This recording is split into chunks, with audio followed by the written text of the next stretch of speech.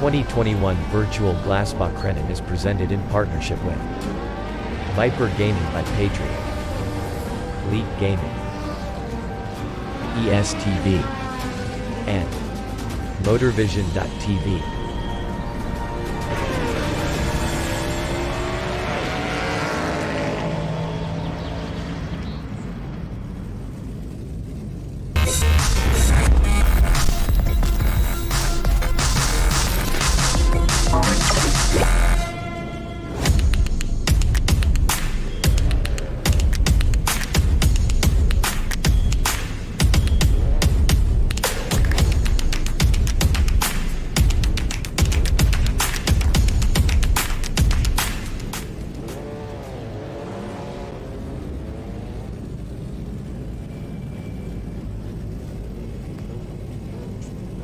A 1v2 for the tournament. Pressure is on.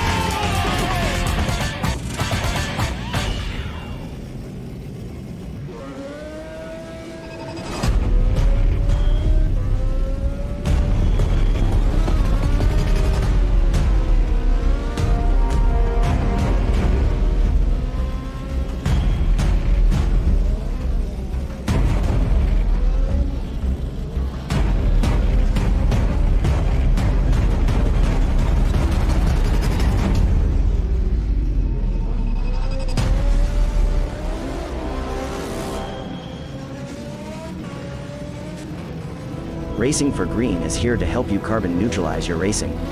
By planting new trees, Racing for Green offers to make your racing carbon neutral. We already have the calculations, contacts, infrastructure, deals and solutions ready for you to easily buy carbon neutral laps on any racetrack. It doesn't matter if you are a racing fan, team owner, driver, sponsor or partner.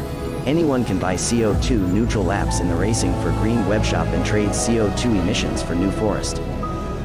Racing for Green.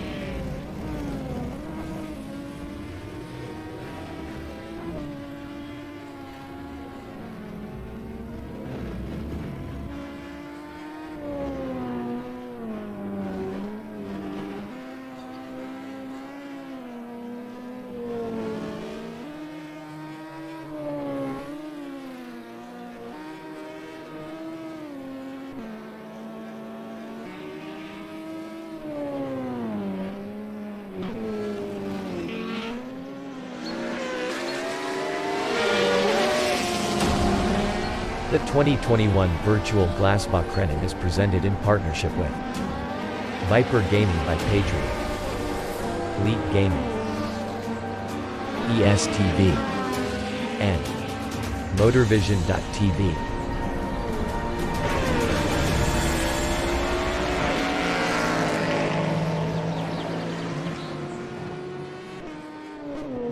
Racing for Green is here to help you carbon neutralize your racing.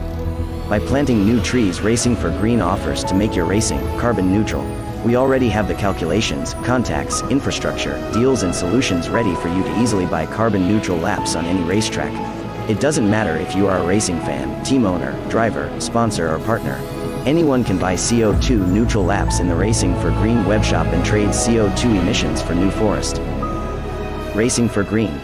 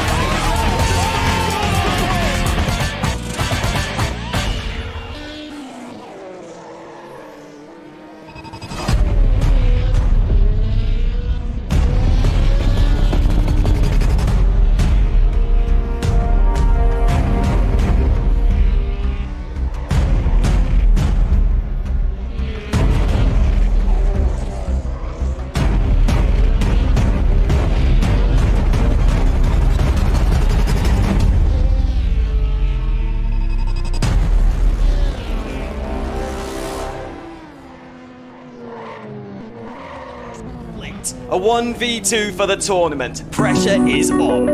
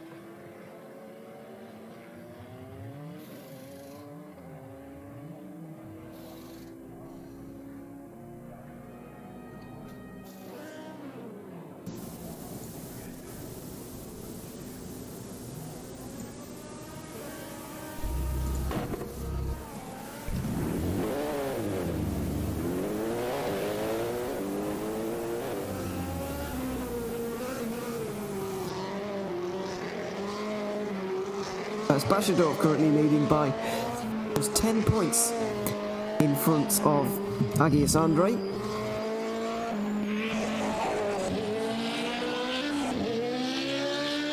And then another 3 points back to Antonis Paranopoulos, who won the last event in the Czech Republic. A good win for him that got him back in contention, so he's going to be very pleased with himself for that one. In Group H, in the Group H special category, it was John Spider who took a very good victory actually last time around and put big distance into his championship rivals because most of them retired. What was a very, very difficult hill climb in the end here. So he really took a step forward in that championship. Vincent Tukulau, who wasn't even there, is now 27 points adrift.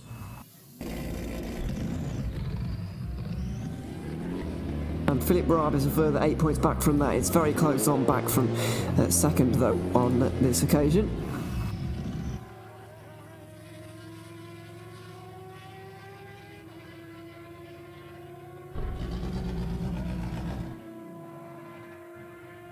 And in E1 2000, it is Javi Rodriguez who's leading that championship in front of David Tachev. 43 points behind, and Nick Cox second is really quite a long way back from that as well. So that's not the most open championship either. Certainly E1 plus 2000 is, in my opinion, the best one.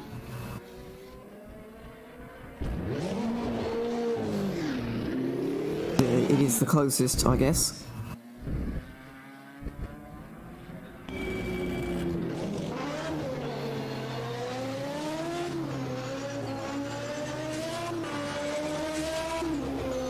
As I mentioned, the timing is not on here at the moment, so it's very difficult for me to tell you very much about what's going on at the moment, but we've not started yet, so that's all right. Hopefully by the time we started I will have an idea about what's going on, but let's wait and see.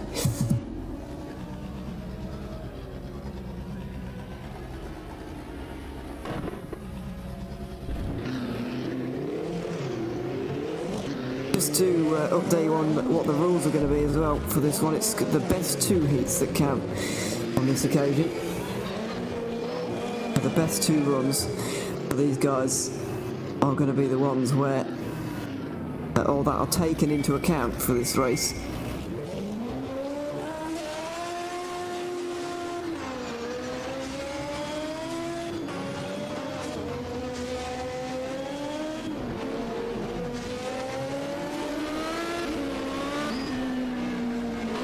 A little bit more about this climb while we're waiting.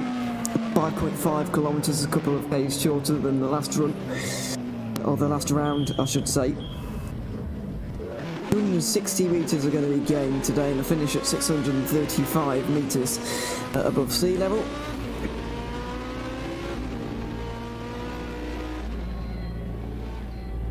It's the longest hill climb that is still used in Germany today at 5.5 k's, and part of the European Hill Climb Championship for its 10th year now in 2021.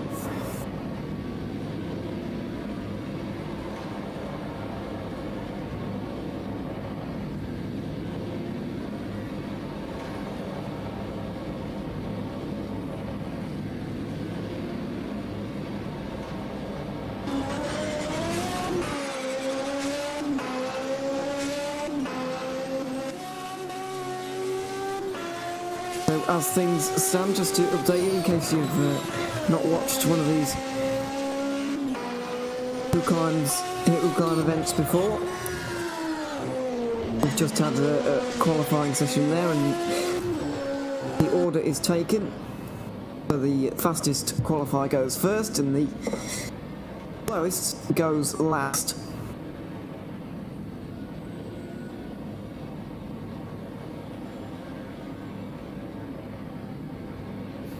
And in the third runs it does come to a bit of a crescendo as final runs come through for the main players.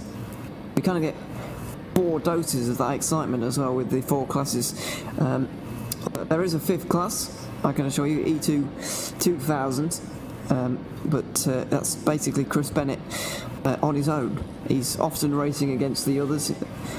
Matches up pretty well to the E1 plus 2000 category, so you can kind of mark him against those if you like, but he's got the most points out of everybody so far because he's got 5 wins out of 5, obviously, so not a combined championship, but if it was, then he'll be miles ahead. In the teams, Ekip Regal scored 43 last time around, with Eric Tuttle getting a second and Sebastian Renau winning again, so that's really given them a big step forward in that championship. Teams championship, you don't have to be in the same class, and it's often advised that you don't if you want to get the points tally up. So if you're not in the same class, then you can both get 25 points, of course. If you're in the same class, then you're competing against each other and one's taking 7 points away from the other, if you see what I mean. So often advised against. You want to win it anyway. And again, if you want to race against your mates, then don't go in the same. Don't go in different classes, I suppose.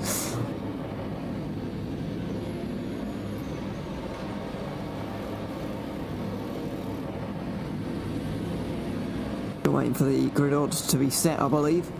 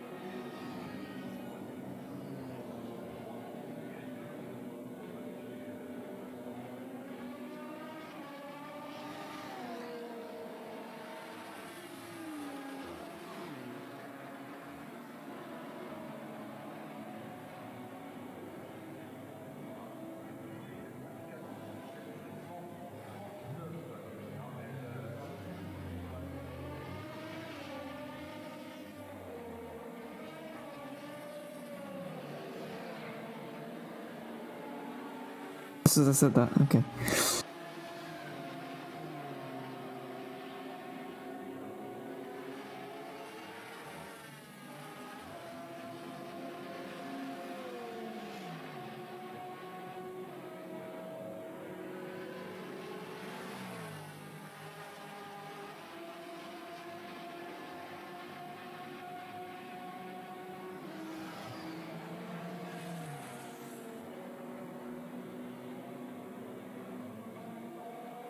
It's not working for me either at the moment.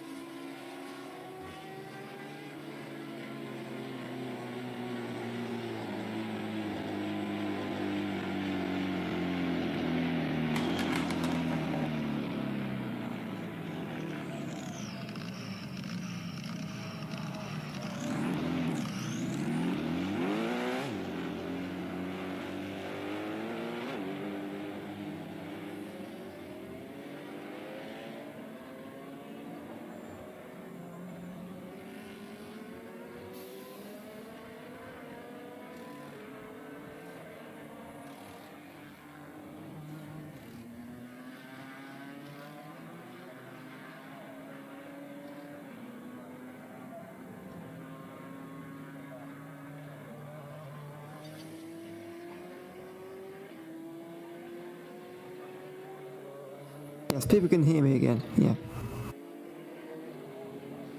Which is, well, I was about to say that, which is good, but maybe to some it's not.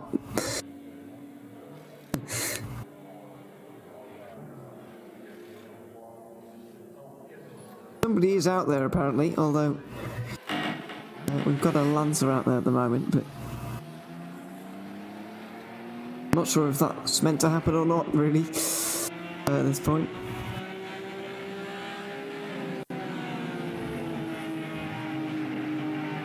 Sounds like he's gone back to the garages now, I'm not sure why. We're still waiting. Somebody else goes out, I'll just see him go through shot. I still don't have any time, unfortunately, so I'm at a bit of a loss. You people on the stream know even more than me, which is... yes.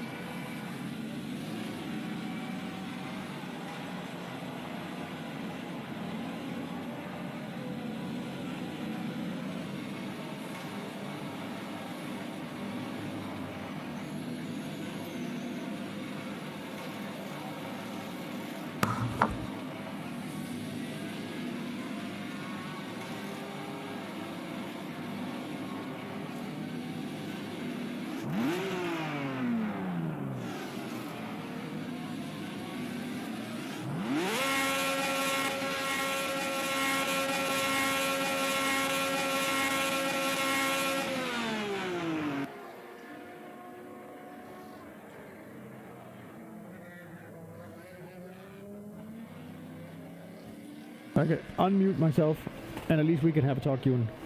Yes, okay. I don't know what everyone's waiting for. I haven't heard anything, haven't seen anything. John hasn't told me anything yet. Yeah, well, John's just told me that I have to restart the session here for a second. Okay. Okay, then they'll have to resort the starting order again. Because it's all, I can see on the timing that it is all set up and that Sebastian Ronat was supposed to start first, then Mark Best, Thomas Besedov, Antonius. I can't do those Greek names. You're better at it by now. Paranopoulos, something like that. Yeah. I'm probably getting it wrong, but it's the best way I can. Agus Andre, then Chris Bennett, John Spider, George Mallis.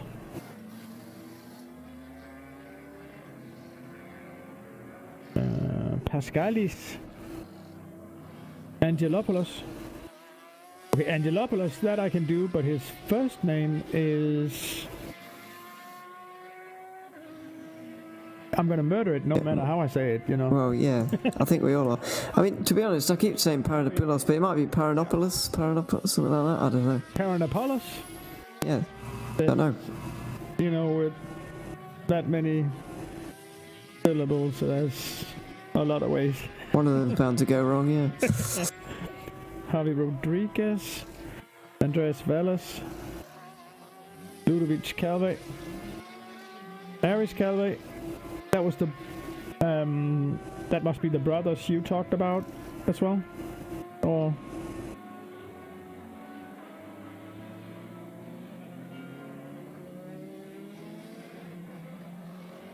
yeah. Oh, John says he's here as well. You can talk, yes. John. You will get on the stream, but we would like to know what's going on.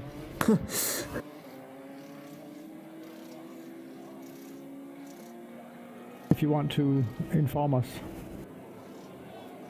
And the dear viewer out there.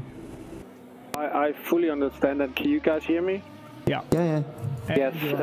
There are some technical issues. And the dear viewer out there. Okay. The police is coming. Yeah. Oh my word. The thing is that some issues with the lineup on the warm-up, so he had to restart the session, and then we should be able to get going. Some smaller technical issues, but not something serious. And John is out, as you can hear, with the pace car, so it should be going now.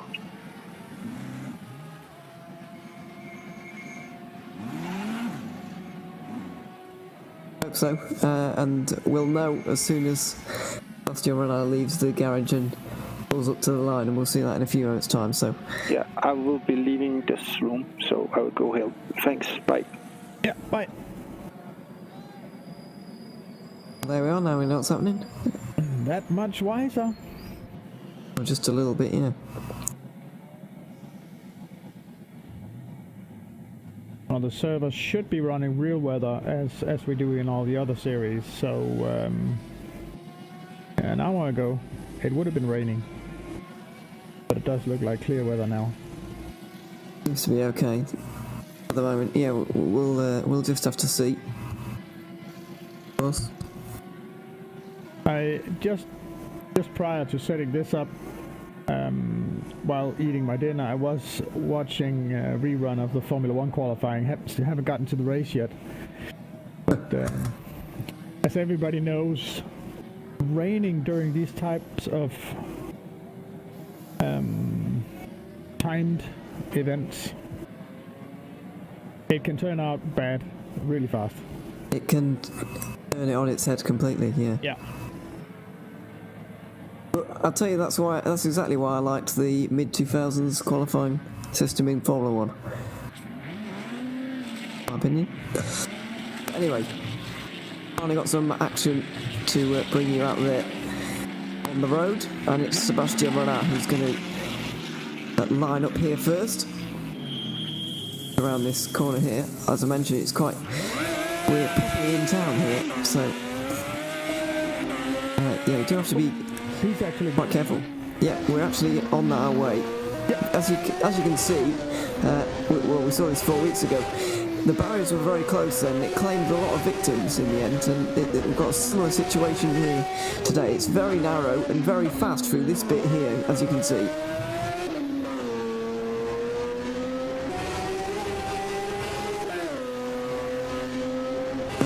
This car barely stays in one lane, to be honest. You couldn't drive it up here on a public road. You'd be out in the middle of the road, but it's fine for now, obviously. Chicane coming up very shortly as well. One of these artificial ones. It's probably the most dangerous one I've seen all year, because it's right round a corner. There it is.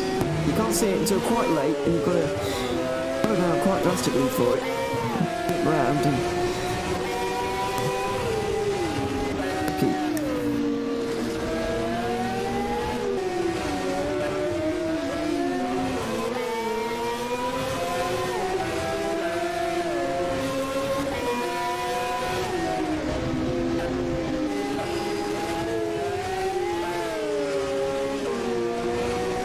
You'll see these hairpins coming up soon as well, and then you'll know we're near the end. Here's the first one of them. Oh no, that wasn't it, but Either way, it does get a little bit more technical towards the end. As you can see, there's the big switchback. And there's going to be quite a gentle one to the left, very wide and spread out one. Coming up now. Going through here. And then towards the finish, which in this car is not going to be a problem. Being all the way around the bend, but some of the later cars, it may well be. Wait and see. Got Radical out here today in the 160. I couldn't tell you who it is, I'm afraid.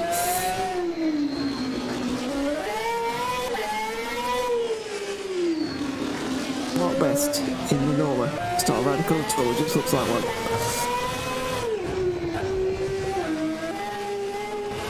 See Mark Best back out there again.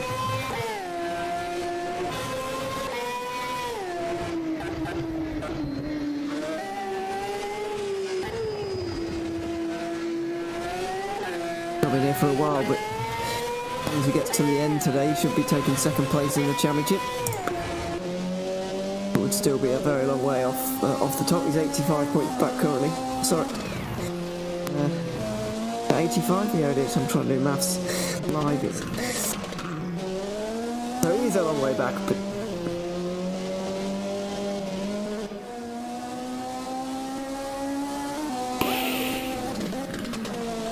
156 for Sebastian Run at 204 for Mark Best.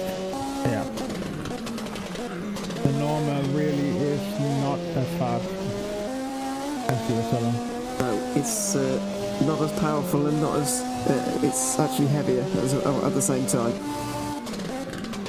I guess I can't really be too surprised. Well, then you really needed to hope for the rain, because having a bit of weight actually can be an advantage when it's raining.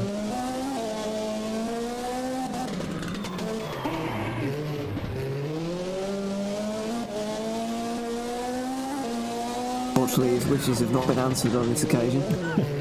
Not at all.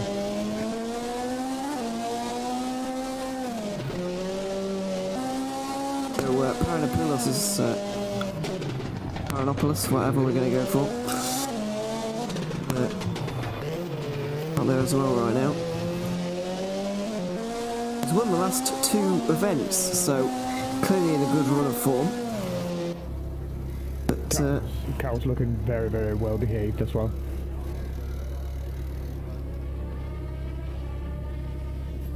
yeah, just look pretty quick in it right now. Chris Bennett is out there. One of the cars that can actually get a proper onboard. This is from like the front wing or something like that.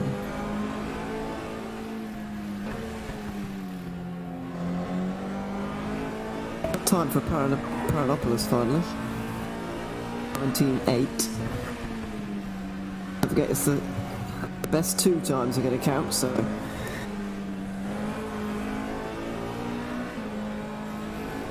that to watch out for.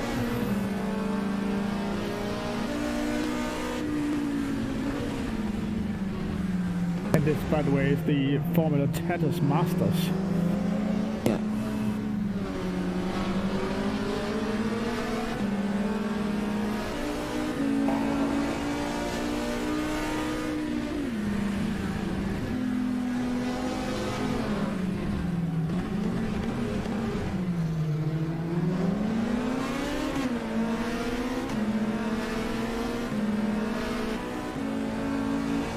Be mixing it with the E1 Plus 2000 cars when he comes over the line here, but taking it very easy through the chicane, making sure nothing goes wrong.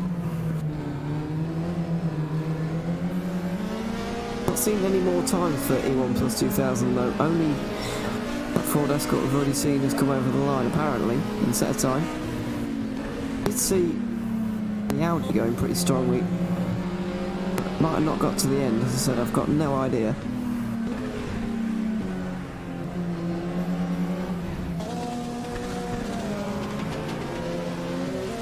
George Mellis is making his way up there in another one of the Escorts. That Audi did make it to the end, but 3.5 seconds back on Paradopoulos.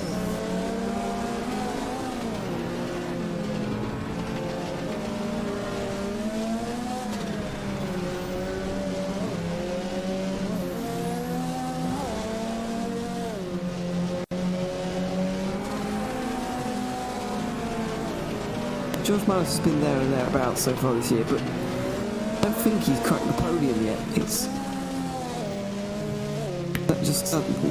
that extra few seconds on the times that you could do with getting rid of if you can really contend at the front of the field. But Bennett goes over the line anyway. 25.9 for him. And that's the championship for him.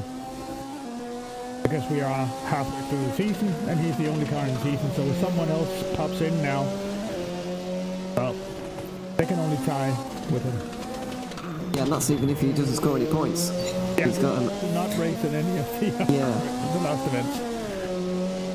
Not looking particularly hopeful for anybody to not win, for anybody to take that off of him now. We expected.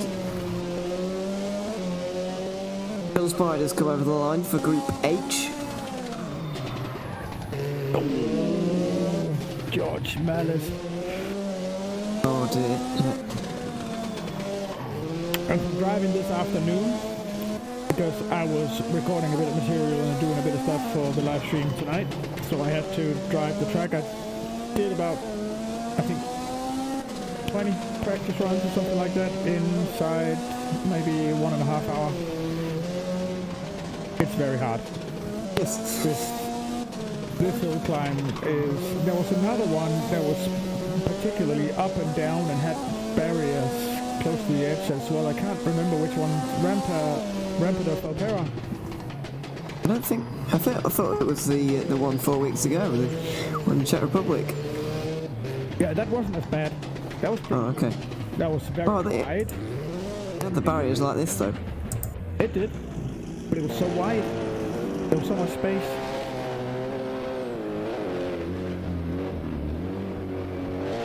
Malice has completed, by the way, despite the fact he's bumped the wall a couple of times on the way up. Not sure about Tobias Bashadorf, because he said he was in the order, but I've not seen him cross the line at all yet. Don't know where he is.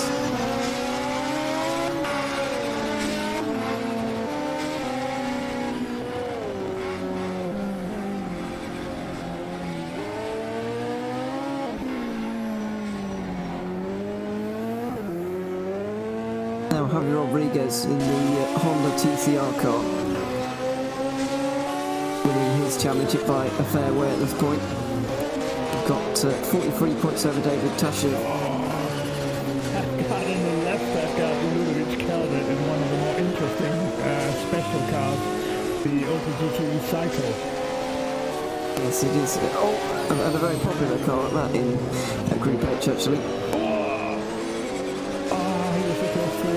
Getting that wrong again.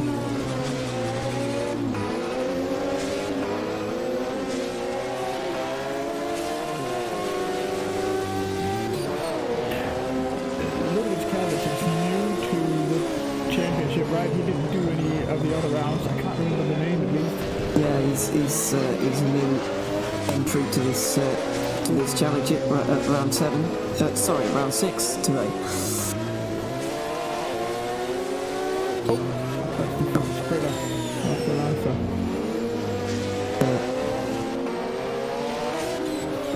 On the wall for Carver not so long ago either, but not the big one for Valius.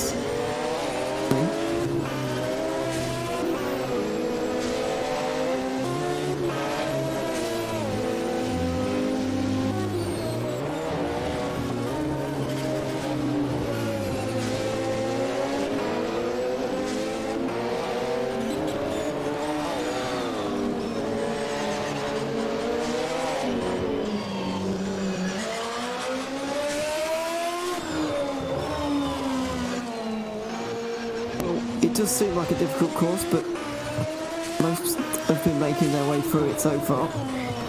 Not seeing anybody DNF, but then got to catch them at the right time if I want to. So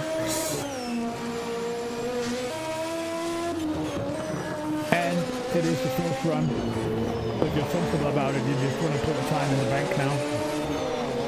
Yes, that's true.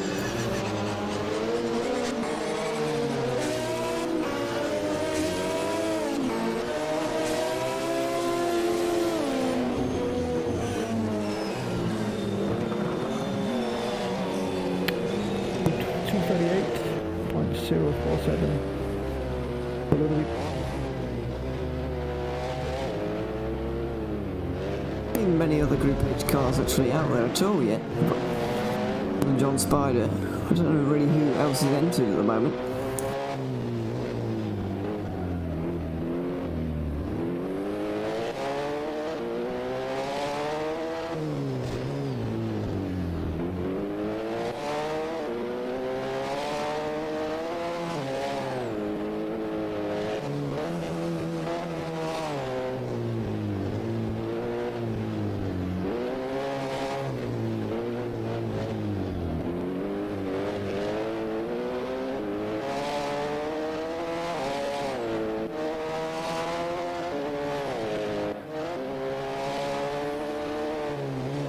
That's the finish for another one of our E1 Plus 2000 cars. There's a lot of them today. A lot of these Mitsubishi Evos and so on.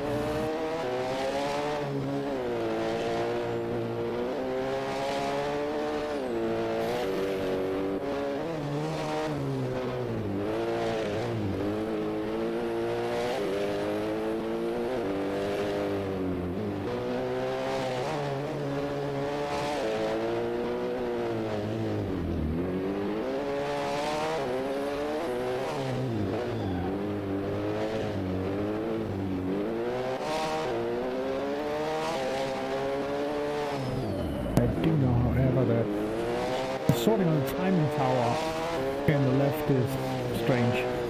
It's got It is a bit, yeah. ones, then all the number twos, then all the number threes. Yeah, that is strange. Including the safety car, which is on the leaderboard. Or the... Go safety car. Which, doesn't intend on driving, but it's up there anyway. So anyway.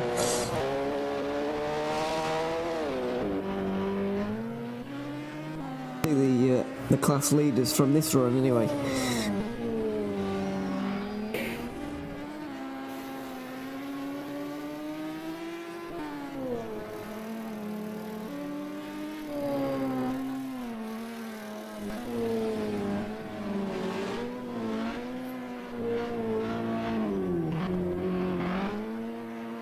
Oh, bit of a bump on the wall for that Renault Clio.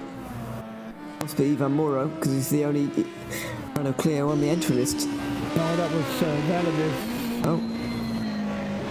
And Really? there we go, Marcus Blaffel. Yes.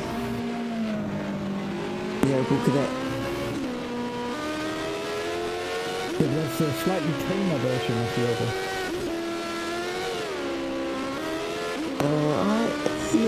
I guess so. Yeah, because the Psycho version is the one that has the extreme wide body kit. Yes, it certainly looks less, yeah. It's got a little bit less horsepower, but it's a bit lighter, so take your pick. For the looks, I go with the Psycho. The wide body kit looks awesome. It does look very good, yeah. It seems to be very popular as well with the fans and with some of the drivers. I know Vonson Tukulav's also driving it. The Super Impressor out there at the moment.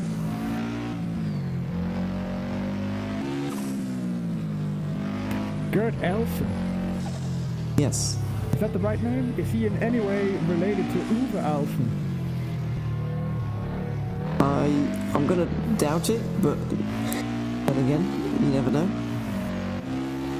Uwe Elson, quite seasoned German GT car driver. If people don't know, look him up. He was a driver with the Maserati MC12 team in the GT1 category for a while. Oh no, it's raining. It does look like it's raining. I can see the wipers going at the moment. And this is not helpful for anybody later on in the order. Considering the fast ones have gone early, It's not going to spring any surprises for us, unfortunately. We'd love a drying track for one of these, really. That would really throw it up in the air, but the rain is starting to fall. These guys were getting into their groove. The groove's got a bit wet, I'm afraid, so bit of a battle to go for these guys.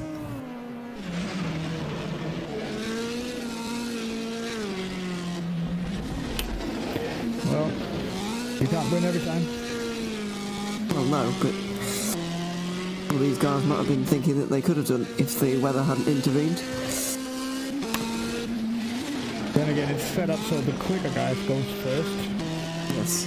But if it starts raining, it's only more advantage to them.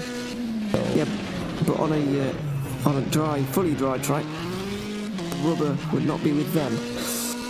It would obviously be with everybody else and help everybody else. So things and roundabouts, I suppose. Take a turn on his head, yeah.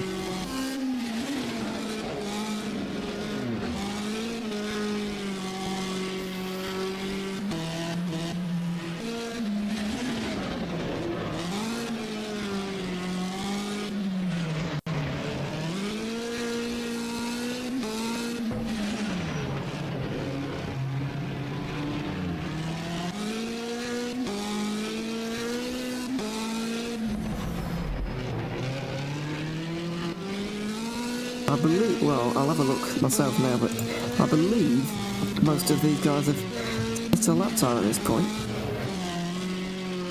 Got a few to go.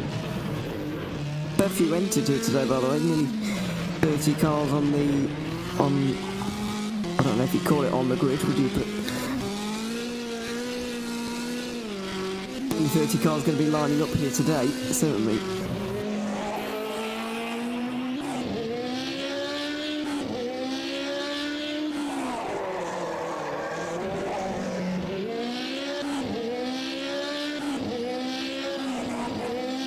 Okay, I have rearranged the sorting order of the timing tower so we can get it into a more orderly fashion. It will now be in general position order. Obviously, a much better way of doing things. The individual numbers will still be the positions in class. Let's see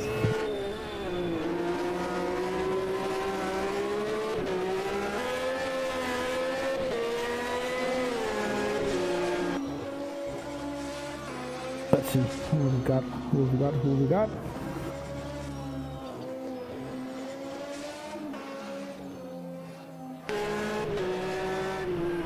Oh, that's a new car as well.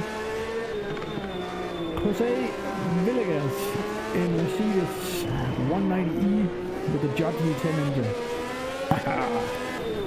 Revs, power. Yes. Of noise as well, you'd expect. So you take a 1990s DTM car and you engine swap it with an F1 engine. What could possibly go wrong with that? Yeah. How did I get? That is so over the top Jeremy Clarkson-like. I can't think of anything more Jeremy Clarkson-like. No, not really. But it's too big. It won't fit. Oh yes, it will. Not trying hard enough, yeah. There's some fantastic cars on show. Because we were a little bit delayed in the walk session, we're a little bit behind for the commercial, but now that most of the guys have gone through, I think that it's time that we take one now. So we'll be back in a few moments' time with the second run. Here's the 6th round of the European Hill Climb Championship.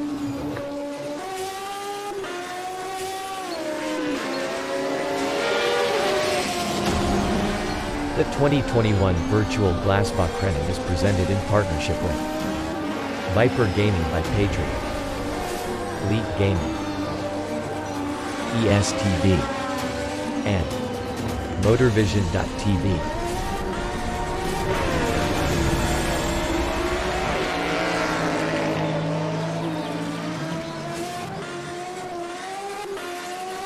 A 1v2 for the tournament. Pressure is on.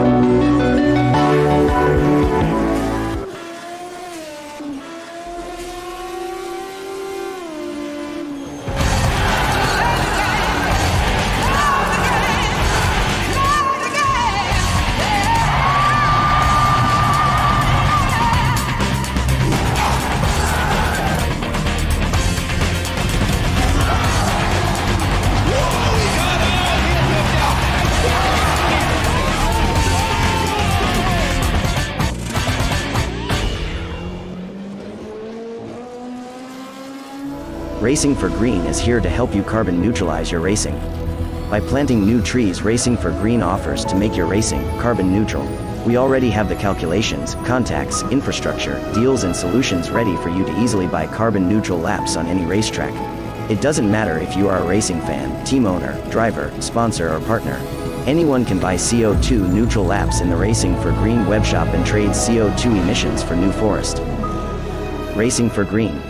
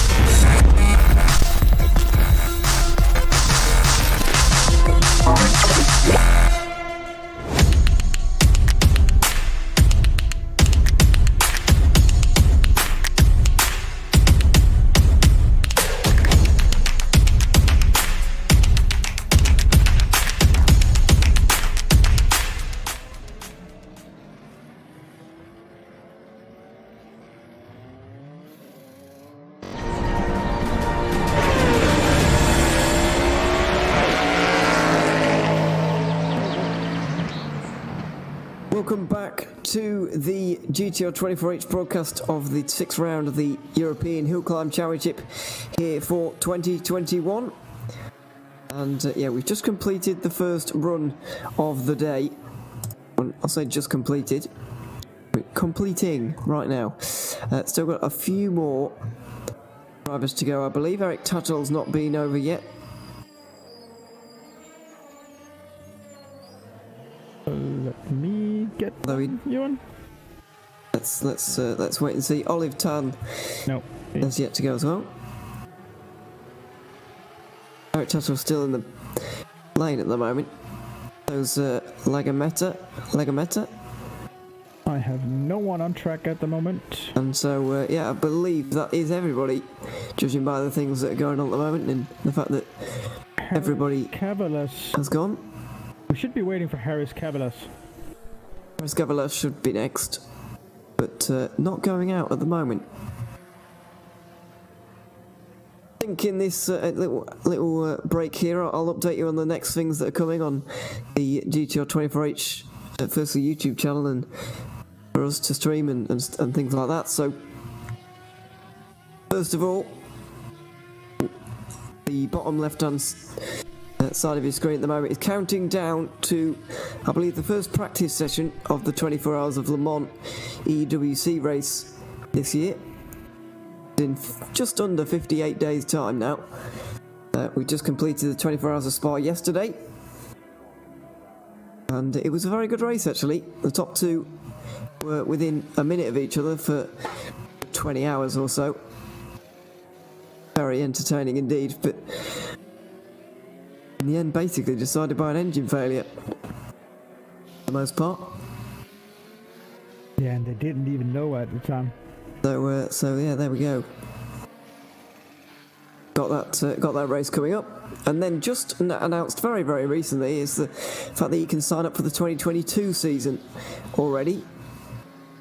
Got a 6-race calendar, very similar to this year's in terms of its race lengths, and the last 2 races are identical, but the 12-hour races have been changed. Matsusaka to open us off, then Monza. Sebring is the 3rd round for the 2nd year in a row, and we've got Interlagos as well in April. Then we've got a very long spring/summer break all the way towards Spa and Le Mans, which are on the same weekends which they are this year, for a bit of consistency, which I can't be complaining about. If you sign up for the 2022 season now, you're actually a reserve entry for the 2021 Le Mans race as well, I read on the article, so that's worth looking into, certainly. Yeah, looking forward to those events.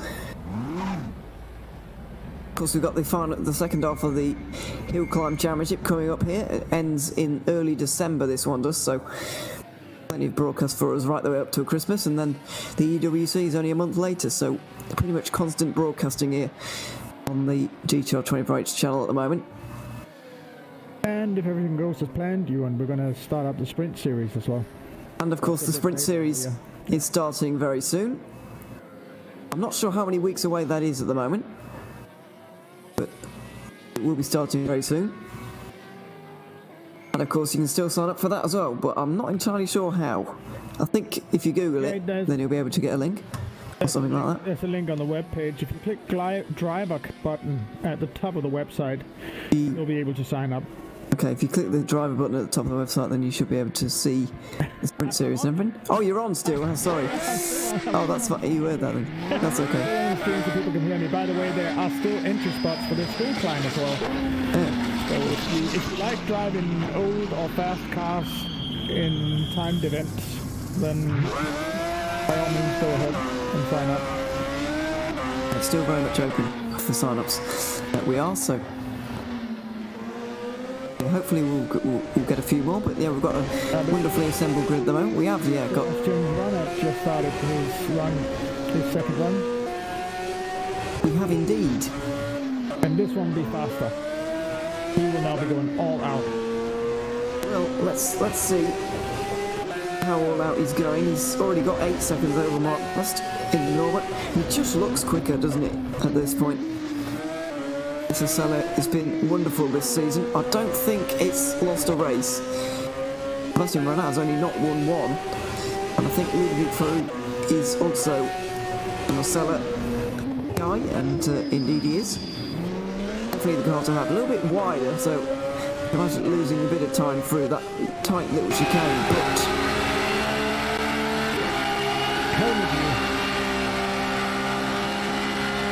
For the most part, this is very quick indeed. This is really watching the man at work. Sebastian Renard at the moment in the high-speed section. That's what this lap chicane is for, just to slow the cars down a little bit before you hit this kind of thing. Very close to the bank on the left-hand side there. Now into the warm section, the barrier section.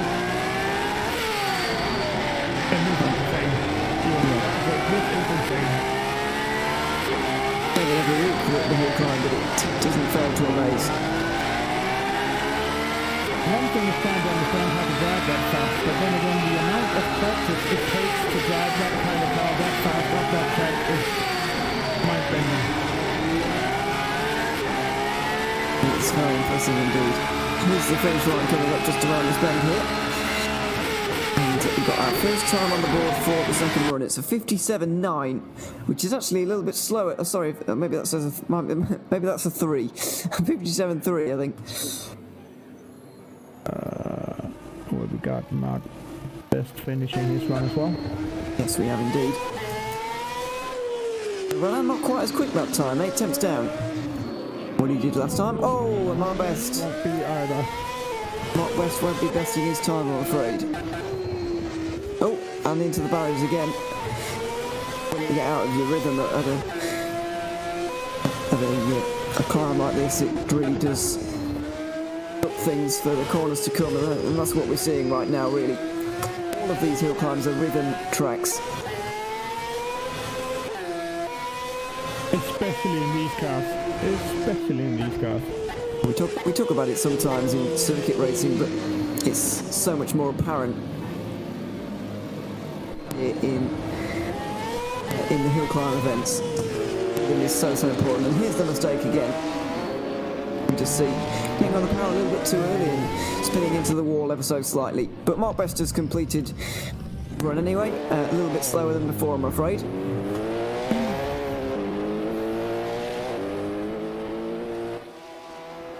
Right then, Tobias Basherdorf. Can he extend this margin just a little bit? He put 2.6 seconds into the field in the first heat, which is a really, really good lap. A really good run, I should say. Can he repeat here once again? Because if he does, then it's going to be very, very difficult to top him. Remind you that the top 2 runs out of 3 here count towards your time at the end, so you do have to do well in a couple of these rather than just the one.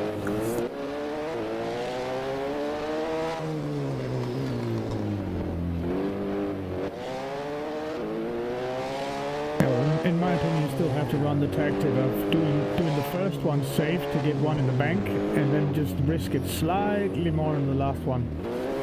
Oh, and speaking of risking it, just seen the 137 of Agius Andre going for a spin and into the barriers. No.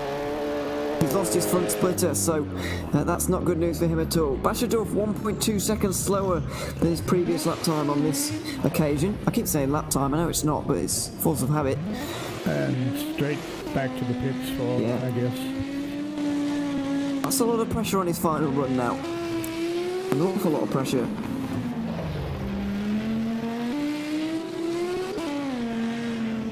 Any pressure that he could do without, but he'll be getting it whether he likes it or not, I'm afraid.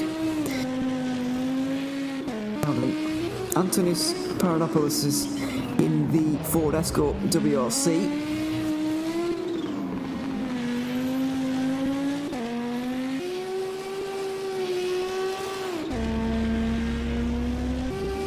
And it does a 19.8 that time. Exactly, well, not exactly the same, but within a tenth of what he did the first time around. So consistency, certainly, but it doesn't pay you out too well, consistency at the hill climb. It does on occasion, but only if you're quick. Consistency in a different way to what it is in circuit racing, for example.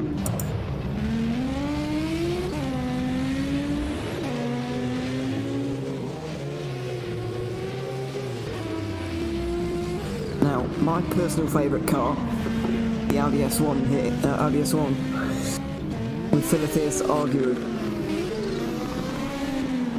Turbocharged engine, makes a wonderful sound, and it's got the most power of any car in the field.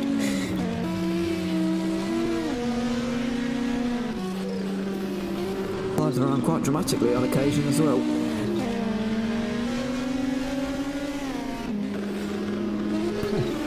Very wide, very short wheelbase.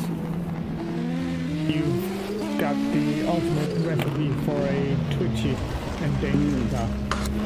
It doesn't look particularly nice to drive as Chris Bennett is into the wall, I'm afraid. Oh, no. In the Tatus.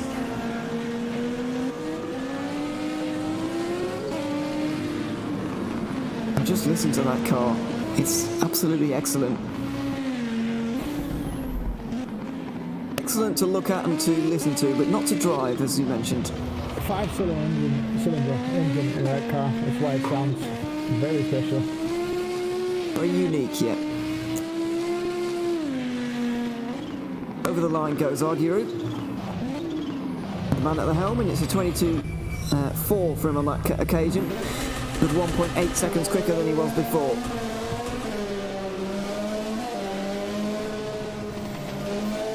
Listening to George Malice right now is not a bad sound either. He's also in a Ford Escort Cosworth.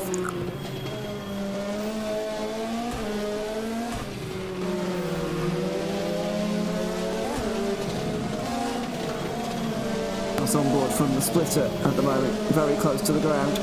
And really get a sense for the speed, when indeed the speed will be up in the middle part of this hill climb, but or even at this section. Long right-hander leading into a fairly tight left. Oh, and a bit of handbrake, a bit of tap on the wall as well, but not a good tap. Now the speed can get up a little bit. Over a rare crest. And then back uphill again slightly. Into the chicane. Difficult to get this car slowed down there, in all honesty. The tires are doom. There they are. They're made of immovable objects. That's what they're made of. Yeah, they're not tyres you'd find off a car, there's no doubt about that. I wish I could have that material and make tanks out of it. Well, the rolling resistance will be shocking, but yeah, I see what you're saying. It would be an unpenetrable tank. Yes. This is the final technical section. You can see the car's slowed down a little bit as John Spider has come across the line in Group H. 28.6. A little bit slower from him. So, the door is certainly open to Patrick Fossey to maybe do something.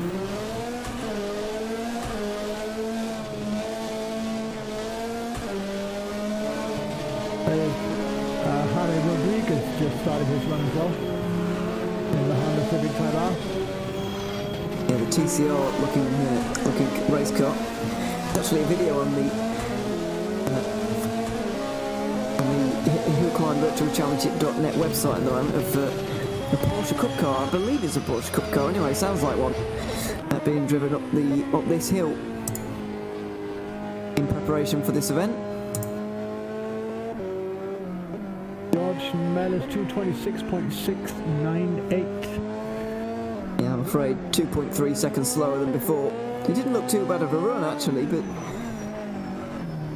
he just wasn't quite up it's to it. Good enough for fourth in the class, and we're still waiting for Agius Andre, Pascalis Andreas and Frederick in the same class to complete their runs. So maybe you can still hang on to that fourth. Well, Andre is not going to be getting a better lap time, is he? Because he's already attempted, but crashed out there. So he's not going to get another run until run 3, where all the pressure will be on him. Angelopoulos did 227.346, so Mellis hangs on to fourth for now. Yes, and he will do in the provisional standings, but does need to go a little bit quicker if he wants to hold off Andre in this final run. 232 for Javi Rodriguez. Nearly half a second slower than what he managed in the first run. And that opens the door also for Valadis Corrales in the Renault Clio. Andreas Valadis. Ow. Easy to get the walls around here, but they don't grab you quite as much as they did 4 weeks ago.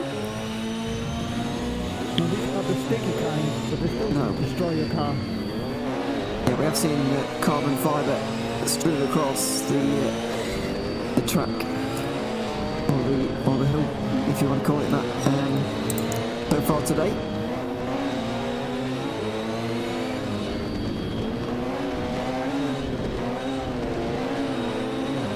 Lines I'm very much interested in from Patrick Fossey and Valadis Corrales are not quite, well, they're both in the pit lane still, so got a little bit of waiting to do before those guys come out. Really try something here.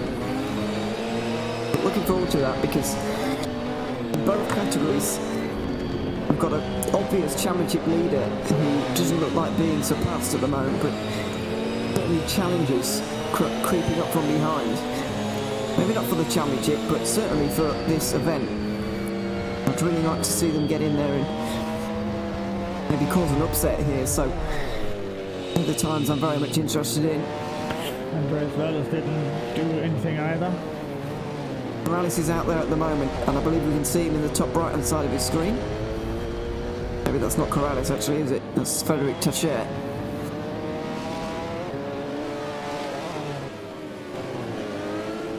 Here is Tasher of E1 Plus 2000. Oh, into the barriers. Oh, so slightly there on the right hand side.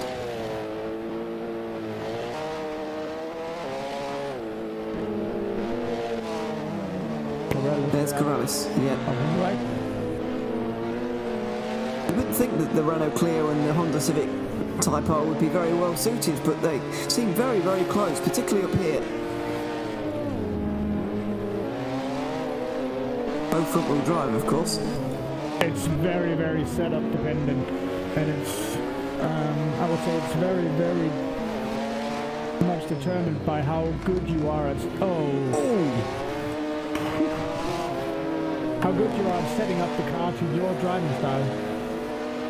Yes.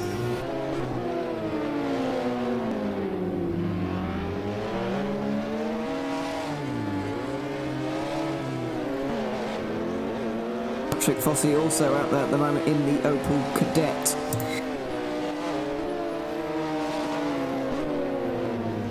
As Frederic Tasher comes over the line in even a bit slower than the Group H car of John Spider there, I'm afraid. And not the dream run for him on this occasion.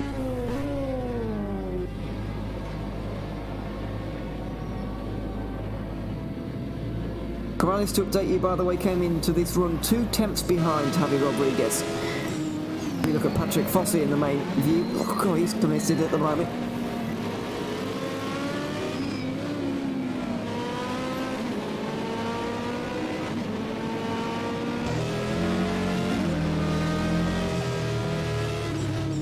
Makes a pretty fantastic sound as well, the Opel Kadett.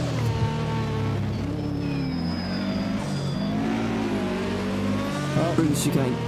In general, high revving 4-cylinder engines with almost no exhaust system, they always sound like letting out a bunch of angry bees. They certainly do make a great sound, yeah.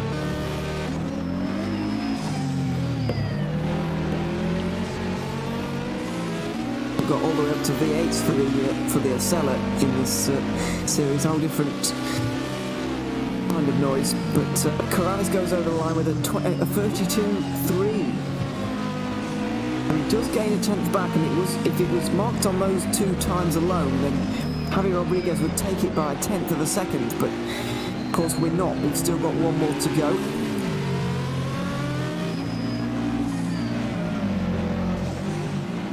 Marcus Blassel has been over the line as well with a 37.4, which is lower than what he managed before. I'm afraid it's not really been his day so far. Not really. Not really on the ball at the moment. About 8 seconds down on Don Spider, who he's been competitive with at some parts of this year.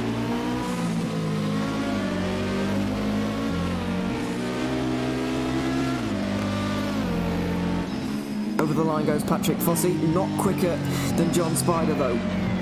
32.2, or 30, oh that's... Yeah, just I was saying those words. You wince a little bit because... I'm gonna just send you a link here and now, since you had your problems with the live timing. And I'm gonna ask you if this doesn't work and doesn't give you live timing as well as make you capable of selecting what car you want to use. Yes, this should be what I need. This is what you need. It is, yes. And then do the Jedi hand thing. The gesture. This is what you need. Turn auto cameras off now as well. Yeah. So that's all wonderful. And we can have more camera views. That was the link that you were looking for. Yes, it was. Well, just any old link really that shows me some timing will be good, and I've got that now, so... No, it's not raining. He just generally runs with the Vipers on because... Yeah, I don't know.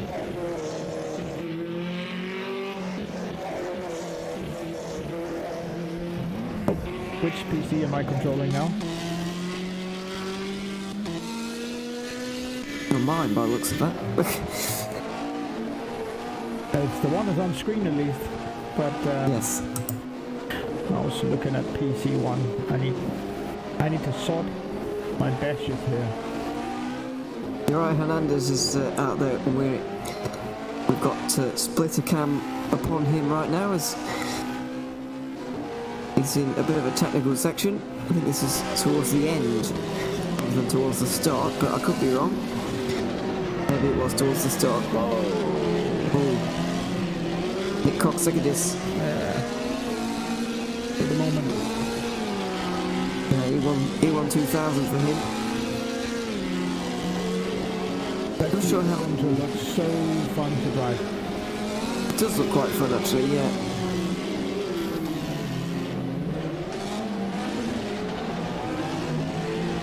We'll see how he gets on here today, Coxsacadis, because he's kind of the most real challenger in Javi Rodriguez in recent weeks, but Tashev was a little bit off the ball last time around. He's not here today, but he's to be replaced by Carles, who's doing very well.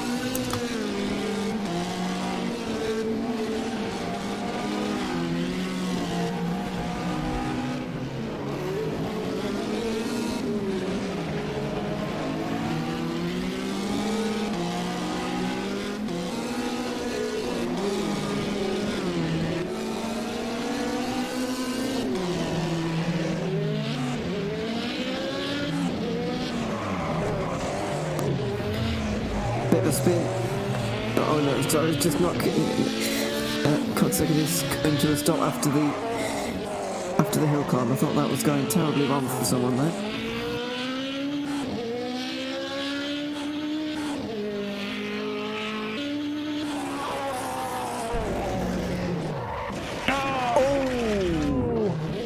Hernandez. Hernandez, no. Hey, handbrake there. We got a handbrake out of it. He's got back going again, so success on that front, but a little bit just. How did the car take that beating? How did that hold up? I don't get it. Now we've got a Uriah Hernandez and a Uriah Rodriguez in this race alone, which is not confusing at all. Just the race confusion levels. Yeah.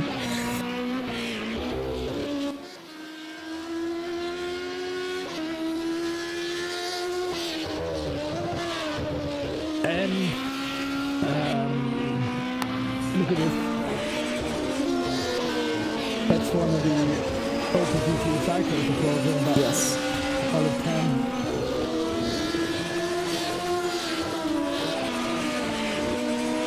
Yes.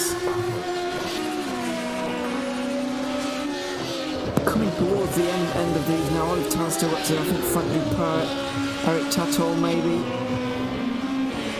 Izzy Bagoletto is going this time round as well. Which is more than can be said for the last time he was out there.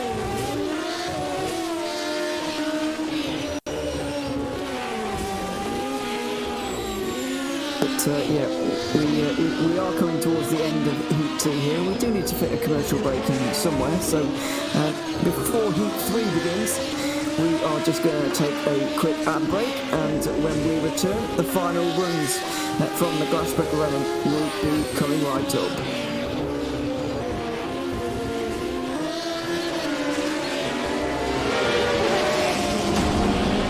The 2021 virtual Glasbachrennen is presented in partnership with Viper Gaming by Patriot, Elite Gaming, ESTV, and MotorVision.tv.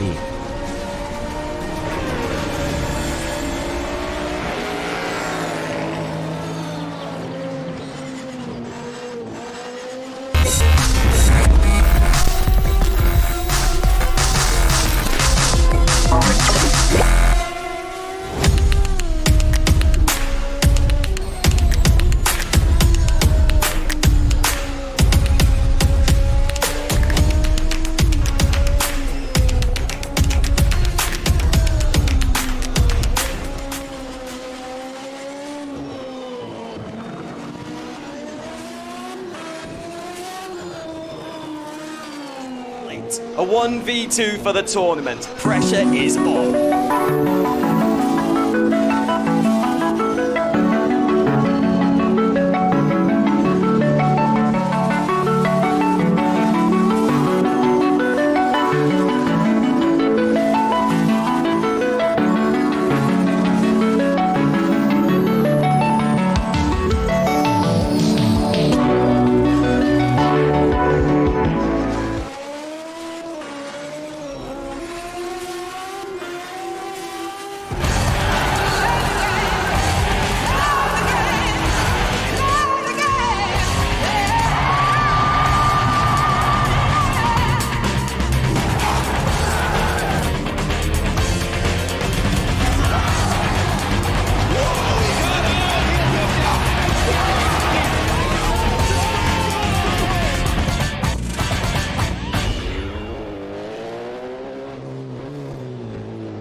Racing for Green is here to help you carbon neutralize your racing. By planting new trees, Racing for Green offers to make your racing carbon neutral.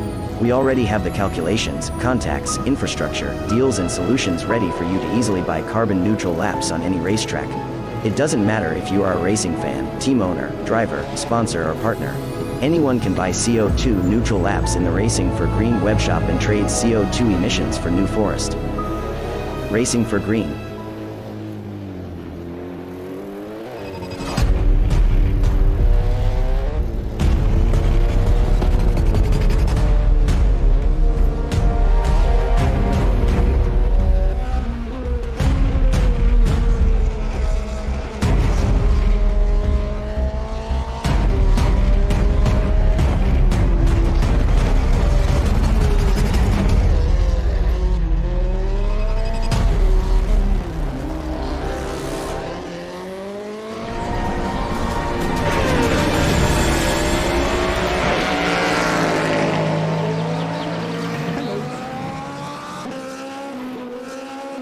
Welcome back to the European Hill Climb Championship Round 6 from the Glasbachrennen. Apologies to any Germans watching who have just heard me pronounce that, but you know, do my best.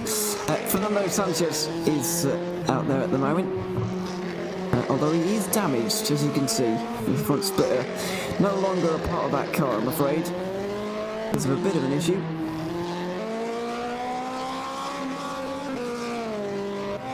2-litre engine in this car, probably more fun to drive when it has got a front nose, I'm afraid. So yeah, there we are. He crosses the line.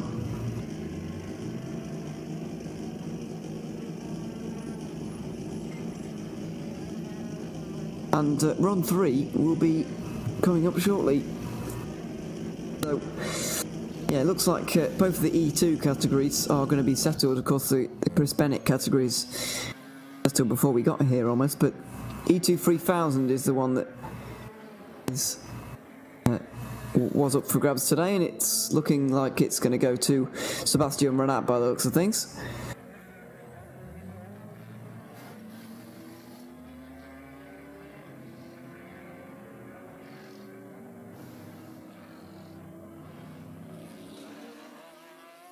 This is the 34 car.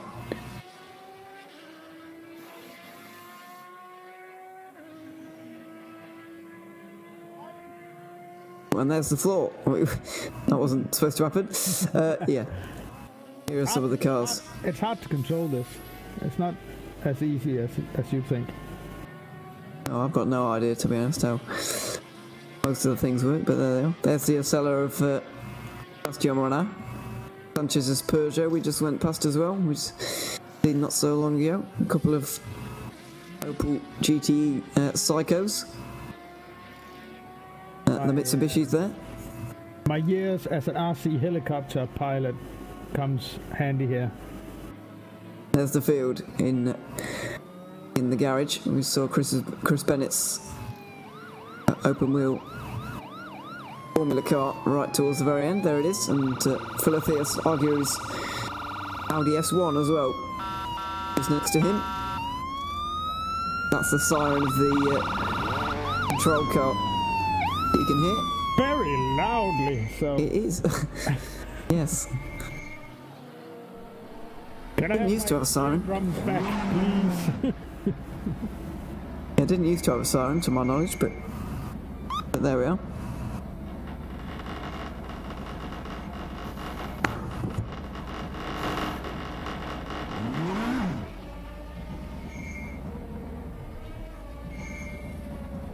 So Sebastian Renard's going to be first out there, then we've got Mark Best coming up after that.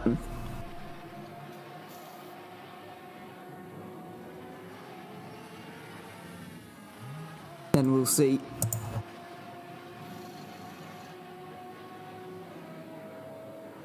what happens after that with this. 3000 seems to be pretty settled, so let's find out. Sebastian Renard goes towards the beginning of the hill climb. Ooh, I'm all excited now. This is just going to be an all-out run from Sebastian Renard because he has got a huge amount of time, an 18-second lead on Mark Best at this point. He can DNF from this run, this heat here, and he would still win comfortably, you'd have to imagine.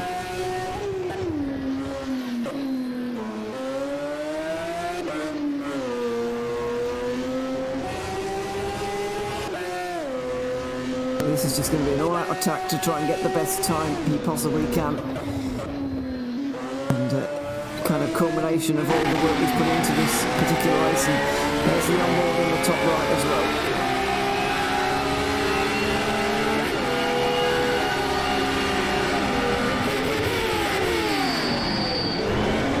No risk through that chicane on this occasion, he did, especially the first run he went through here.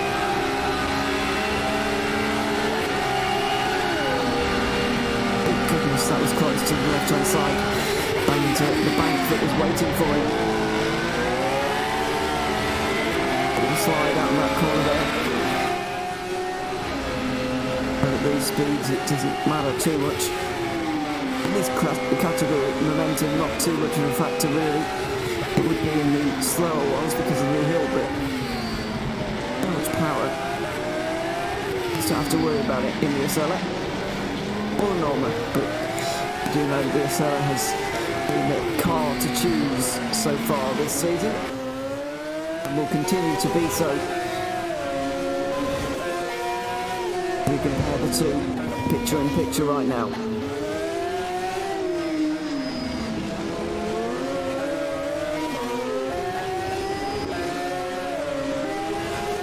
There it is, side by side, and Sebastian Renard over the line just as we do that.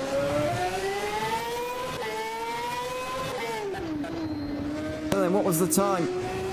It was a 57.5 on that occasion, actually slowest of all three, so that one's not going to count for Sebastian Renard, but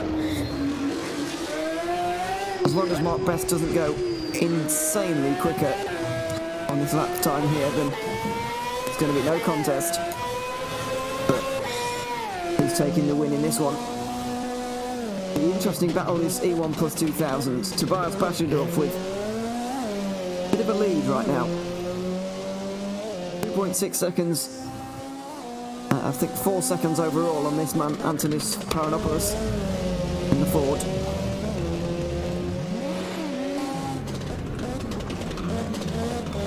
.206.6 for Mark Best, so a little bit better, but still not good enough, so he will be second, and Sebastian Renard will win his 5th hill climb of the year.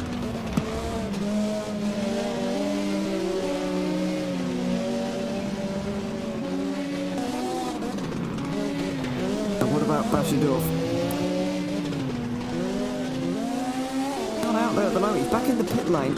I think he's had a problem out here somewhere. He may not complete this final run. I think he has crashed somewhere out there on the run.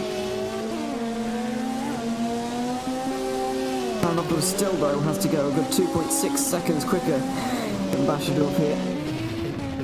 He has to do a 14.6. Would be insane, really. I don't think he can do it.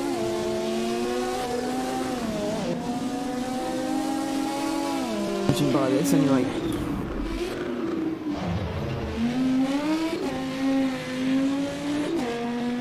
over the line. It's a 22.6. I'm afraid it's not even good enough to be one of Paranopoulos' selected times in this one.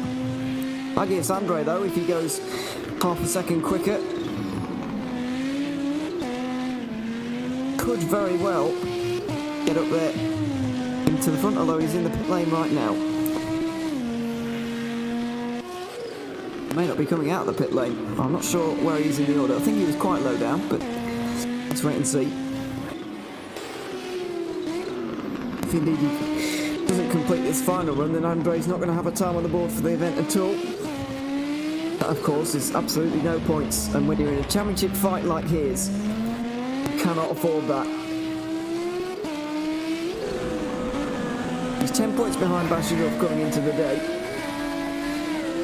He wants to try and reduce the losses today from 10 points, another 10 points, which he currently is, to 7 points.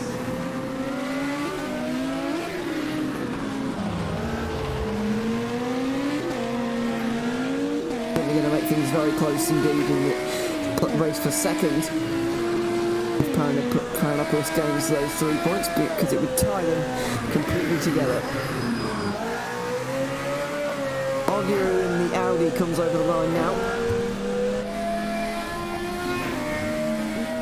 Once again, he's the third driver out of 4 to have his worst time yet today.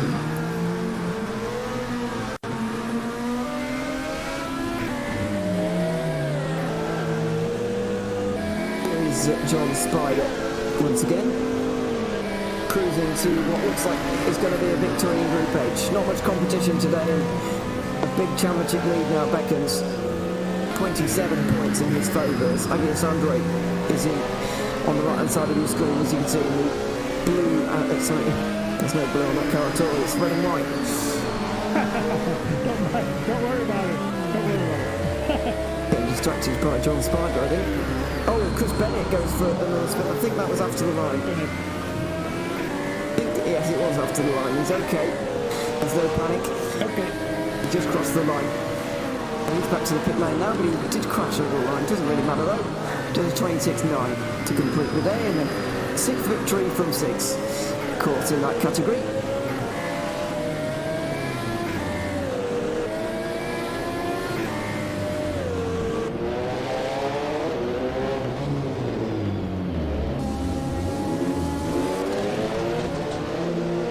Spider over the line. It's a 28.9 for him.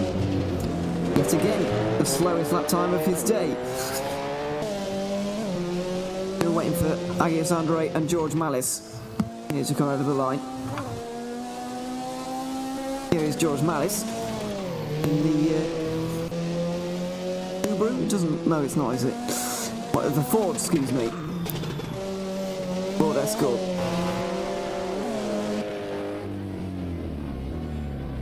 Oh, Agios Andre sets the fastest lap time of the E1 plus 2000 category, but it's not enough. By 2 seconds, nonetheless. Yeah, by 2 seconds in this heat. Had he only However, done that earlier? Well, yeah, but it's still half a second slower than his first run. So I wonder somehow the track's slower than it was. Nobody's going quicker here. Mark Best is the only person to have completed a lap time right now, or to have completed all 3 times, and have actually gone quicker than one of the previous 2. It's a very strange situation. Never quite seen this on a hill climb.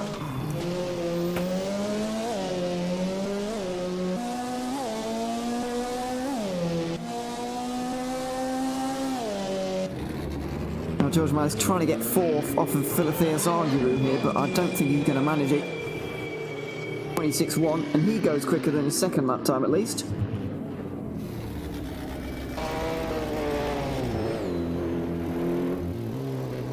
It's still not good enough for 4th. Philotheus Arguru is going to take that in front of George Malice. The rest of Group H here. Here's Angelopoulos at the moment. Not sure where he's going to stack up in relation to that, but he's certainly not going to be challenging Glasbachrennen at the front.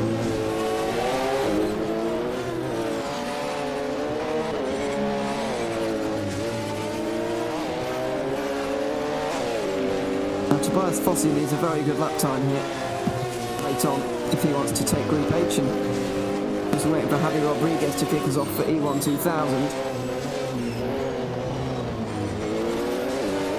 Only 1/10 separating Javi Rodriguez and Valerius Corrales at the moment. It is very, very close in that category. I'm very much looking forward to seeing how Rodriguez gets on here. He's actually in the final part of the lap. The final time today. Can he go quicker? I'm expecting not at this point, because the road seems to be slower at the moment. Oh, a little bit wide through there. The pressure's got to be on for both though here. This would be an absolute classic if all 3 lap times counted, of course, but they don't on this occasion. Angelopoulos comes over the line behind George Mallis in 5th. For the 3rd and final heat.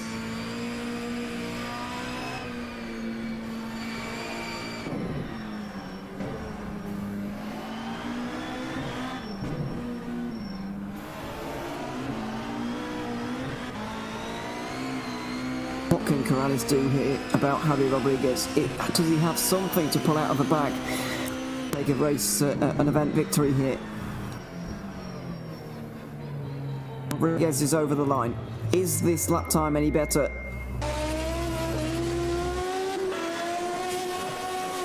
It is.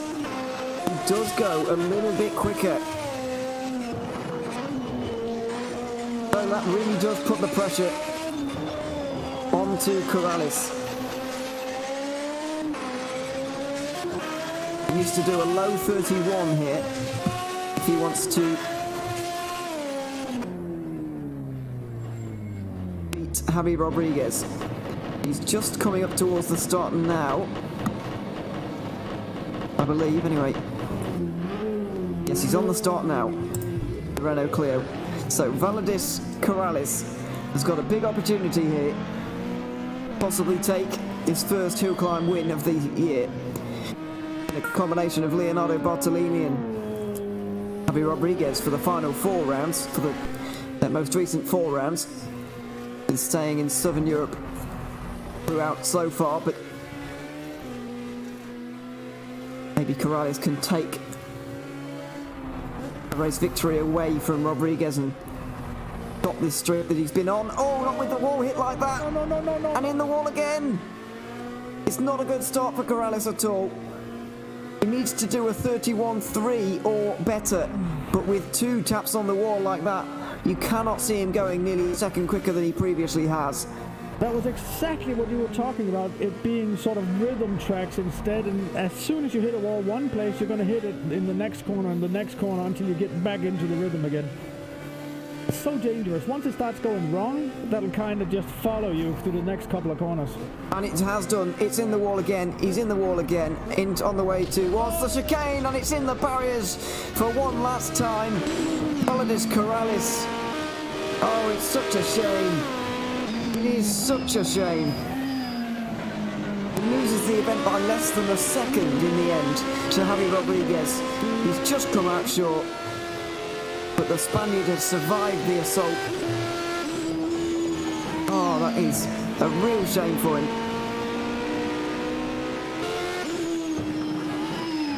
And where he crashed, he would just absolutely have to use the escape button and go back to pit lane because... Yeah. Oh, hello. Hey, what? Agricultural from Marcus Basso. What was that all about? Not entirely sure, but he's done for the day. Not his best day.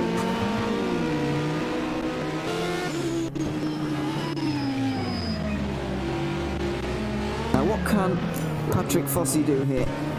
But if anything... Got away from him and he just got turned up onto the banking.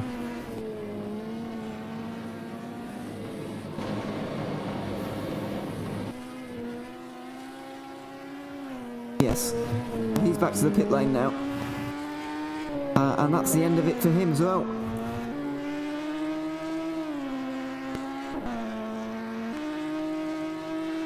as we look at the results sheet for that Group H category, it's going to be separated by about 5 seconds, but that doesn't really tell the whole story, I'm afraid. And a little bit closer than that. By the way, Chris Bennett, despite his accidents and everything, he managed to make it up all the way up in 2:26.9. Yeah.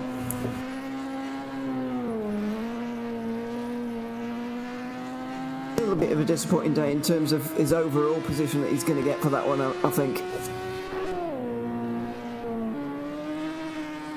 As we mentioned before, it doesn't really matter because he's the only car in that category. So now that that's all of the positions set, we'll just enjoy these final few cars coming through and hitting the line, I think. Indeed. Not many cars, as you can see on the left hand side, not many cars have finished a lap time, and those that have really haven't improved. Really not very many guys have improved. Javi Rodriguez did right at the very last. And I somewhat get the feeling that there was such a distance between Rodriguez and Corrales because of their disparity in qualifying that Corrales will have seen that lap time and put a bit of pressure on himself to go quickly, and it went wrong quite early on. Whereas if he'd in the car behind Rodriguez and not known anything that was happening in front, he might have performed a little bit better and who knows, might have won it. But that's why you've got to qualify well. That is the importance of qualifying well, because if you leave it too late, the pressure can come up on you very quickly indeed. By the way, up in the corner there was one of the classics. That's a Simca Rally. That was Eric Tetzel in that car, and he just lost his rear bumper. Not looking quite so good anymore. Oh, more parts. Shedding weight. Oh, and in the wall, more parts. As he's going, there'll be no car left when he gets to the finish line. Might not get to the finish line, that might, I'm afraid. Not looking particularly promising. It was him, his steering wheel, and his chair. Yeah. By the end of it. Ivan Moreau comes over the line for a second place time in E1 2000. 38.3. It was a good 7 seconds slower than Rodriguez, I'm afraid. Obviously a rear-engine car with Simca. Because there's nothing in the front. Well, yeah. Oh, you can see the engine from the back as well. Air-cooled, and now extra air-cooled. Yeah. 2-litre engine in that car, by the way. Very light as well, very light car. I think bettered only by the, E2 3000 cars, which obviously are going to be very light. They're machines, but basically only bettered by the Formula car, which you'd of course expect. Oh! Into the trees. Right, Tuttle. That's the end of it for him. Oh my word! Nick Kotsakadis has somehow kept it going. Well, he had a bit of help from the barrier, but I expect the steering wheel is all, yeah, the suspension is good. It should be, yeah. And the Fiat Punto, by the way. Pretty cool. Let me see if I can get into the cockpit with him and see if he's still, no, he's still staying straight. It can be hard to tell with these hill climbs because you're always turning, basically. His steering does look okay. Remarkably. Oh, that's not okay though. In the bank. No, that's not where you want to be. And he's all right. He's got to the finish. Goodness me. He does. Excuse me. Uri Hernandez out there on the course as well right now. The Renault 8 Gordini, isn't it?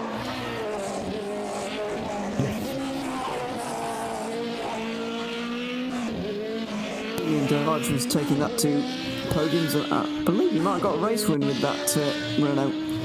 Been all over the place in Group H, but finally we've got 2 consecutive event wins from John Spider over the last couple of weeks, or the last couple of events.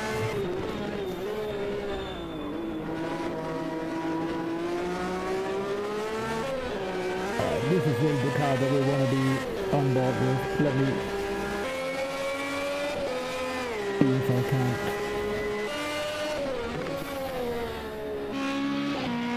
There we go. Got it.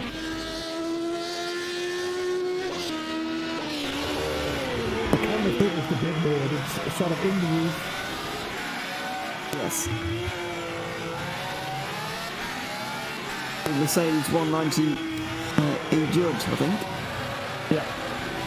6 cylinders. Nope, that'll be 10. Oh, 10, sorry. It's a V10 Formula 1 engine. Crazy. Yes, crazy. You mentioned it a little bit earlier on, actually. I believe it was originally 3.5 litre when it was in the Formula 1 cars, but obviously that wouldn't last very long, so I believe it's bought out to 3.7 litres. And the stroke is slightly changed.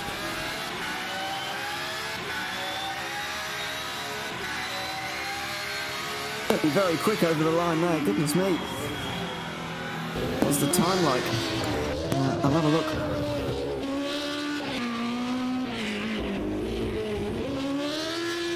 I think it was 46.7. They're not particularly quick, but needs a few more open and straight sections really to excel. 246.7.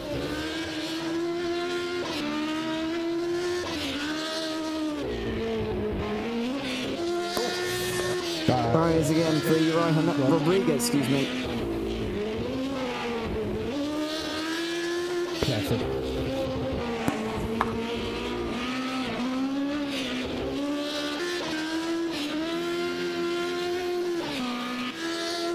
Those cars have been doing hill climbs for the last 40 years. Yes. This one has as well. Maybe not in that spec with the extreme wide body kit, but still. These two look quite close to each other on the climb, as I've just seen these camera shots. So I hope they don't converge on one another.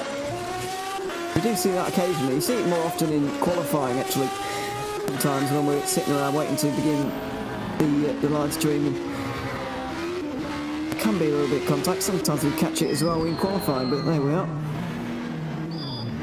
Oh, looking it on the road. You don't want to do that. No, he's Lacaretta in the Fiat.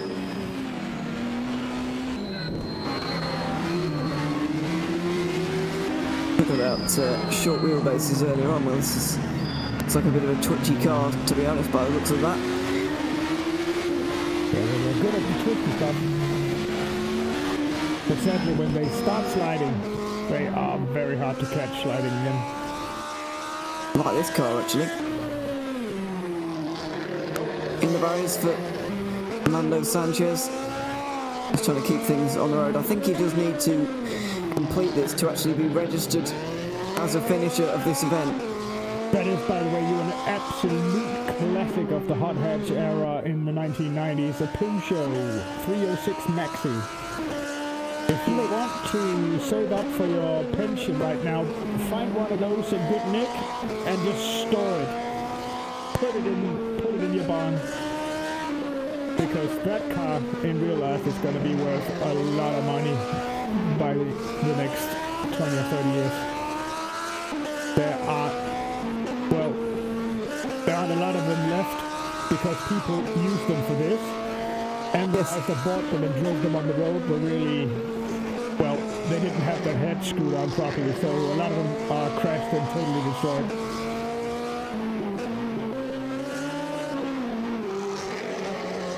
I don't know if it was this car or something very similar used for the World Rally Championship for a while in the 2000s. Might have been something similar. But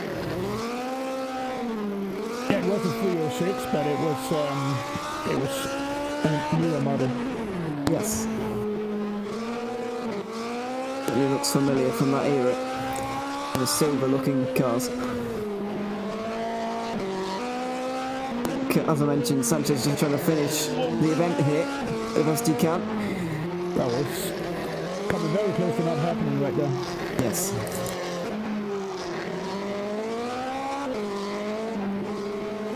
I think he's the final man to come across the line as well. Frank Dupin might have something to say about that. Look, I believe he is the final one though. Frederick Tetcher still in the paddock area with no time. Yeah. Frank Dupree's in the paddock area with no time yet. Those are the two we're waiting for. Yeah, I don't think, by the looks of things, they're going to be going out there. So, just before we wrap things up, and I'll tell you the provisional results and championship standings, we're going to take one final quick commercial break. And, when we return, the unofficial results will be brought to you.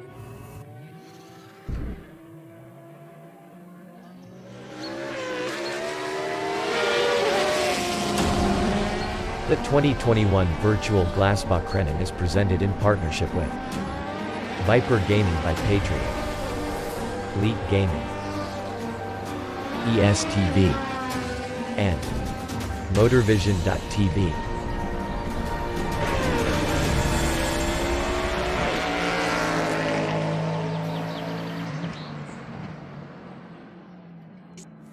A 1v2 for the tournament. Pressure is on.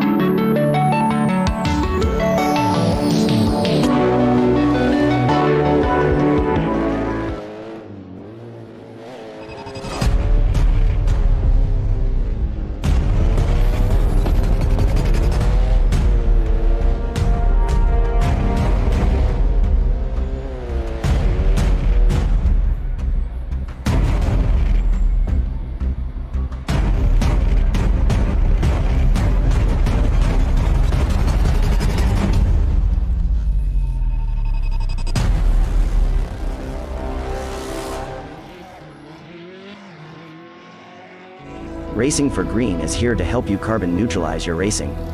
By planting new trees, Racing for Green offers to make your racing carbon neutral. We already have the calculations, contacts, infrastructure, deals and solutions ready for you to easily buy carbon neutral laps on any racetrack. It doesn't matter if you are a racing fan, team owner, driver, sponsor or partner. Anyone can buy CO2 neutral laps in the Racing for Green webshop and trade CO2 emissions for New Forest. Racing for Green.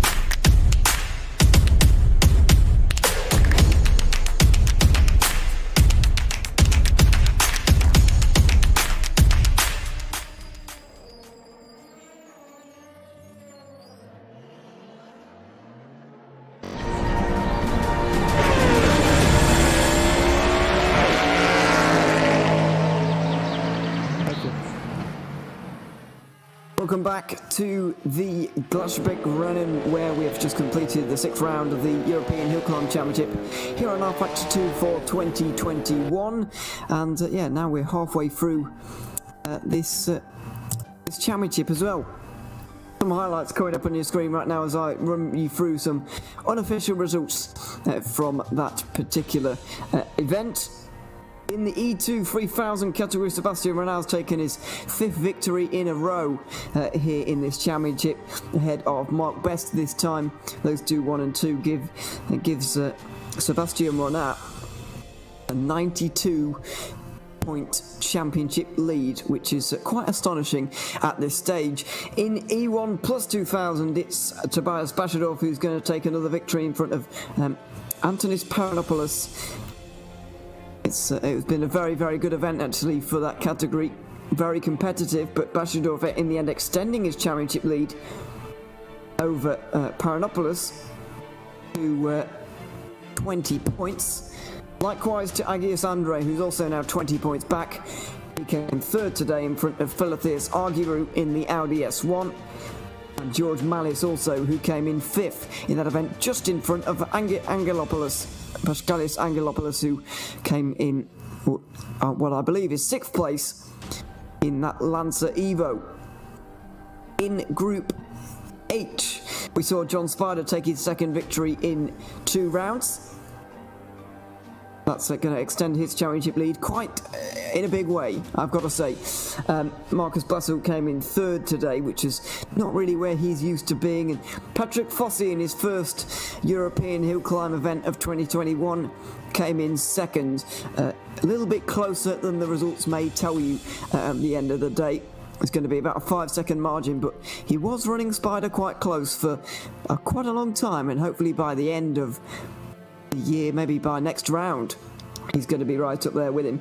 And it was the best E1 2000 race that we've seen all year so far, with Javi Rodriguez just about taking it in front of Corrales by less than a second after all of this. So fantastic to see, although the fact that most of his championship rivals weren't here means that the 5th win in a row for Javi Rodriguez has brought in more than 50 points of a championship lead, more than 60 points of a championship lead, I should say now. So he is very much towards the fore and flying away with this championship quite possibly. Couple of cars still having a bit of fun out there at the moment, but our stream is pretty much done here. We're halfway now in the European Hill Climb Championship for 2021. From now on though, it's every 2 weeks we will have an event, right the way till the end of November on the 22nd, when we have our finale at the Bustecki Dani in Croatia. For now though, we are going across to Italy for the Coppa Paolino Teodori on the 13th of September, so make sure you join us for that. It'll be 9:30 in Europe, the stream start, and then at 10 o'clock the first heat of that day will be beginning around about then at European time. So make sure you join us for that. We're very much looking forward to it. But until then, it's goodbye for now.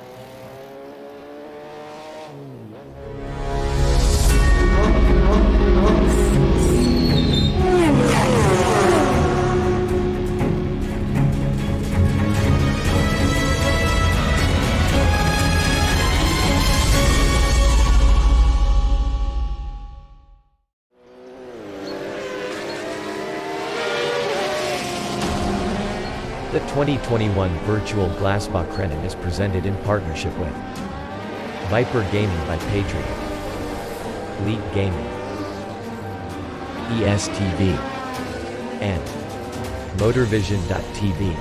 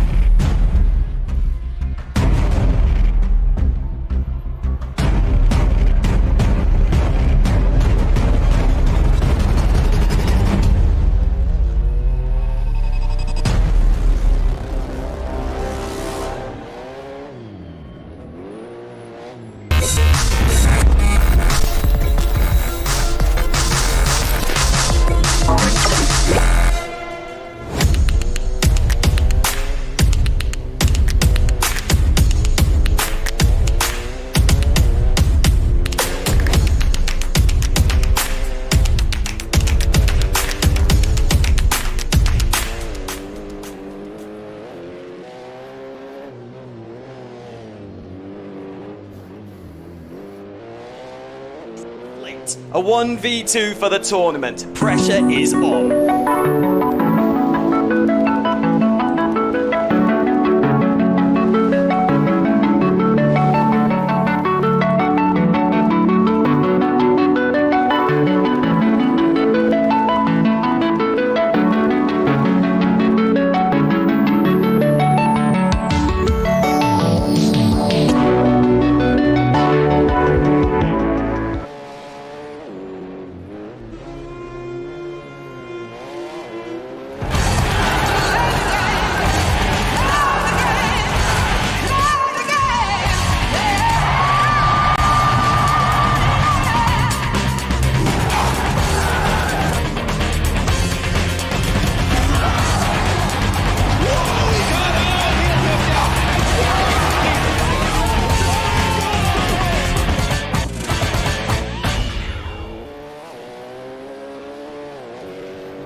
Racing for Green is here to help you carbon neutralize your racing.